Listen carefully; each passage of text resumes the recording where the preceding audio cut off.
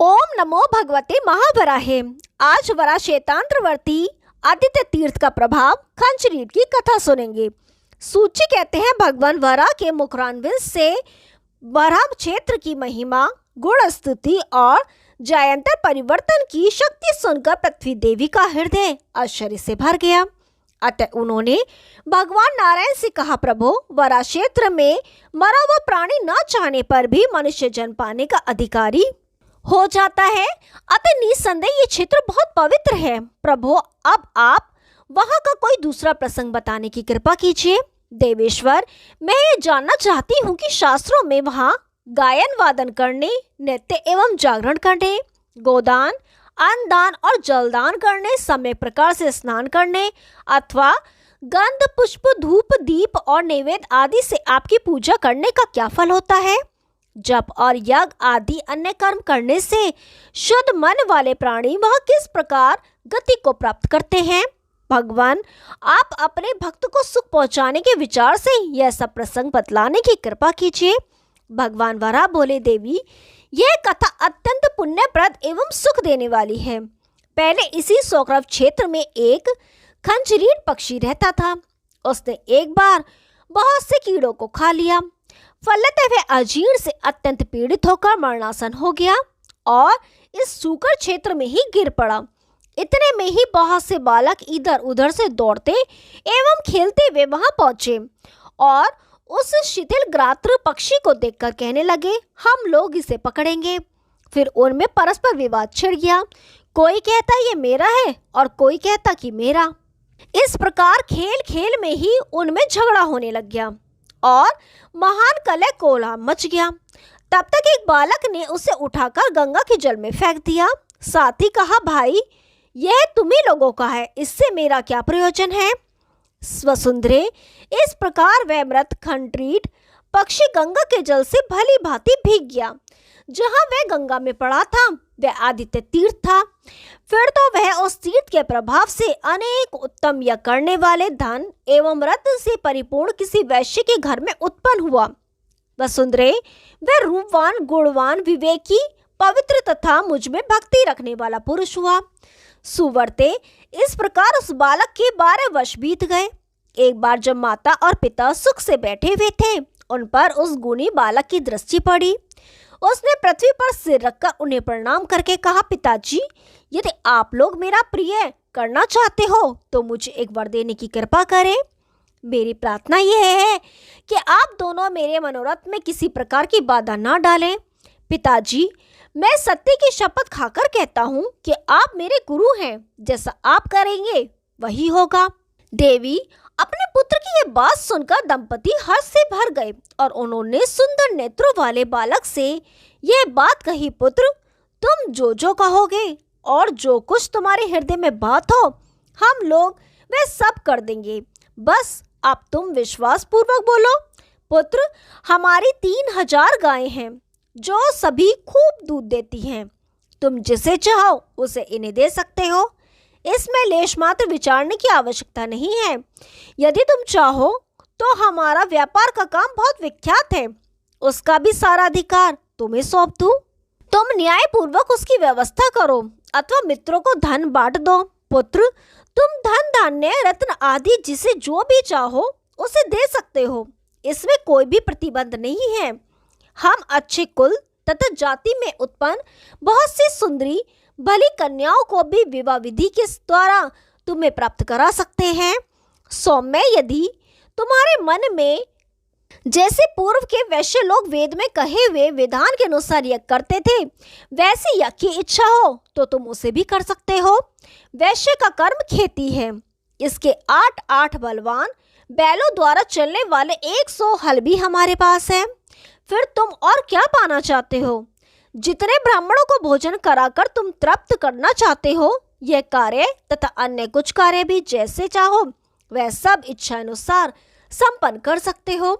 वसुंधरे, अपने माता पिता की बात सुनकर उस धर्मात्मा बालक ने उनके चरण पकड़ लिए और उनसे कहने लगा, गोदान से इस समय मेरा कोई प्रयोजन नहीं है, न मित्रों के विषय में ही मुझे कोई चिंता है। मुझे विवाह या यज्ञ के फल भी अभिष्ट नहीं है। मैं व्यापार का काम करूं खेती और गोरक्षा में मेरा समय व्यतीत हो अथवा संपूर्ण अतिथियों का सत्कार करूं, इन बातों के लिए भी मेरे हृदय में कोई आसक्ति नहीं। पिताजी, मेरे मन में तो बस भगवान नारायण के क्षेत्र सोक्रव की ही एक प्रगाढ़ चिंता है। देवी, बालक के माता पिता दोनों ही मेरे उपासक थे। उन्होंने पुत्र की ये बात सुनी तो वे दोनों ही दुख में भरकर करुण विलाप करने लगे और कहने लगे, बेटा, अभी तुम्हें जन्म में केवल 12 वर्ष ही बीते हैं। बस भगवान नारायण की शरण में जाने की चिंता तुम्हें अभी से कैसे हो गई? जिस समय तुम्हें उसके योग्य आयु प्राप्त होगी तब उस विषय में विचार करना। अभी तो मैं भोजन लेकर तुम्हारे पीछे पीछे दौड़ती चलती हूँ। पुत्र, तुम सोक्रव में जाने की बात अभी क्यों सोचते हो? तुम तो अभी दूध मुँहे बच्चे हो। मेरे स्तन धन्य है जिससे सदा दूध स्रावित होता है और तुम उसे पीते हो। बेटा, तुमने अपने स्पर्श सुख की आशा लगाने वाली मुझ माँ के प्रति यह क्या सोचा? जब तुम रात में सोकर करवटें बदलते हो तो उस समय अब भी मुझे मामा कहकर पुकारते हो। फिर वरा क्षेत्र जाने तथा नारायण के आश्रम की इस प्रकार की बातें क्यों सोचते हो? तुम जब खेलते हो तो अन्य स्त्रियां भी बड़े स्नेह से तुम्हारा स्पर्श करती हैं। वत्स, किसी ने भी कहीं खेल में, घर पर अथवा अपने परिजन में तुम्हारा कोई अपराध नहीं किया। नौकरों ने तुम्हें कोई कटु वचन नहीं कहे। तुम्हें डरवाने के लिए भी मैंने कभी अपने हाथ में छड़ी नहीं ली। फिर पुत्र, तुम्हारे इस निर्वेद का कारण क्या है? वसुदेव माता की बात सुनकर उस बालक ने उससे मधुर वचनों में कहा, माँ, मैं तुम्हारे गर्भ में रह चुका हूँ। तुम्हारे उदर से ही मेरा जन्म हुआ है। तुम्हारी गोद में खेला हूँ। प्रेम से मैंने तुम्हारे स्तनों का पान किया है। धूल लगे हुए शरीर से तुम्हारी गोद में बैठा हूँ। मात, तुम मुझ पर जो इतनी करुणा करती हो ये तुम्हारे लिए उचित ही है, किंतु मेरी पूजनीय माँ, तुम अब पुत्र संबंधी मोह का त्याग करो। यह संसार एक घोर महासागर के समान है। यह प्राणी आते हैं और चले जाते हैं। कुछ लोग तो चले गए और कुछ लोग जा रहे हैं। जो जीव दिखता है फिर वह नष्ट हो जाता है और आगे कभी दिखाई नहीं पड़ता। इस प्रकार कौन किससे जन्मा, कहाँ उसका संबंध हुआ, किसकी कौन माता हुई और कौन किसका पिता हुआ, इसका कोई ठिकाना नहीं। हजारों माता पिता, सैकड़ों पुत्र और स्त्रियां प्रत्येक जन्म में आते जाते रहते हैं। फिर वे किस किस के हुए या हम ही किसके रहे?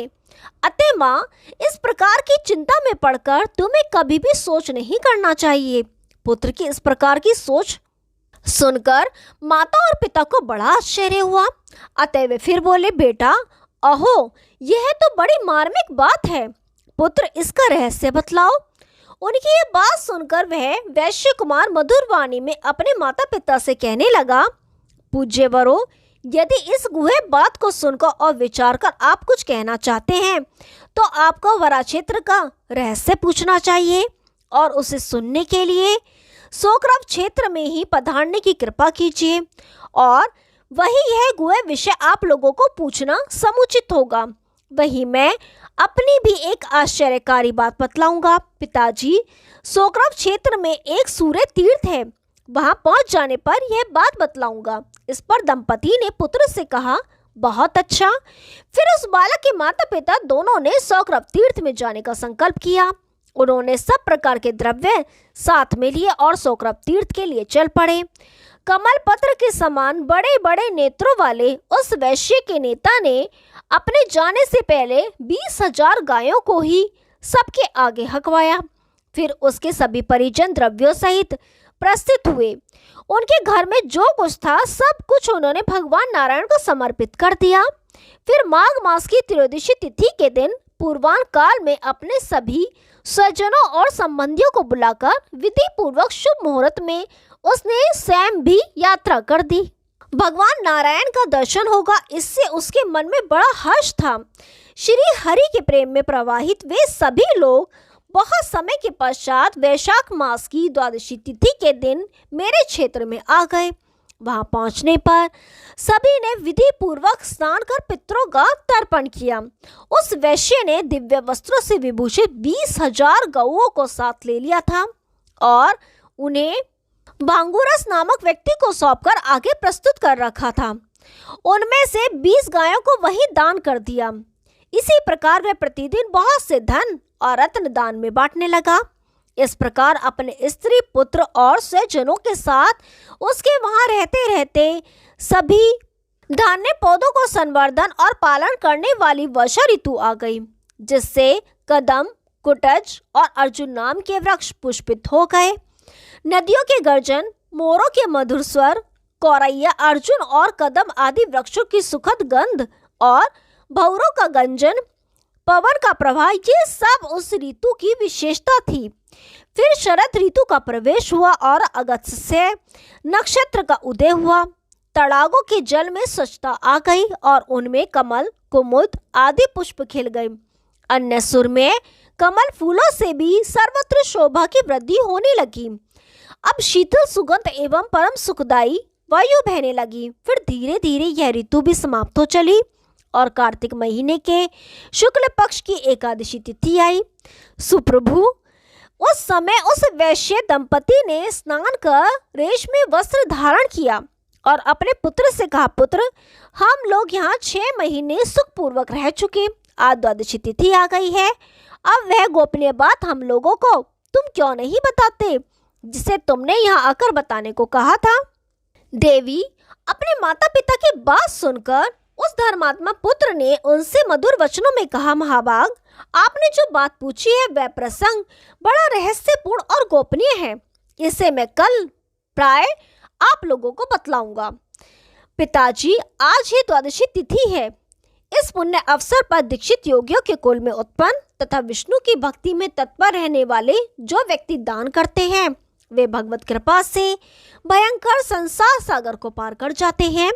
वसुंधरे, इस प्रकार उन लोगों में परस्पर बात करते करते मंगलमयी रात्रि समाप्त हो गई और फिर दिन रात्रि की संधि का समय आ गया एवं सूर्य मंडल उदित हुआ। तब वे बालक यथाविधि स्नानादि से शुद्ध होकर रेशमी वस्त्र धारण कर शंख, चक्र और गदा धारण करने वाले भगवान श्री हरि को प्रणाम कर माता पिता के दोनों चरणों को पकड़कर बोला, महाभाग पिताजी, जिस प्रयोजन से हम लोग यहाँ आए हुए हैं तथा जो बात आप मुझसे बार बार पूछ रहे हैं एवं जिस गोपनीय बात को इस सोकरव क्षेत्र में कहने के लिए मैंने प्रतिज्ञा की थी, उसे सुने।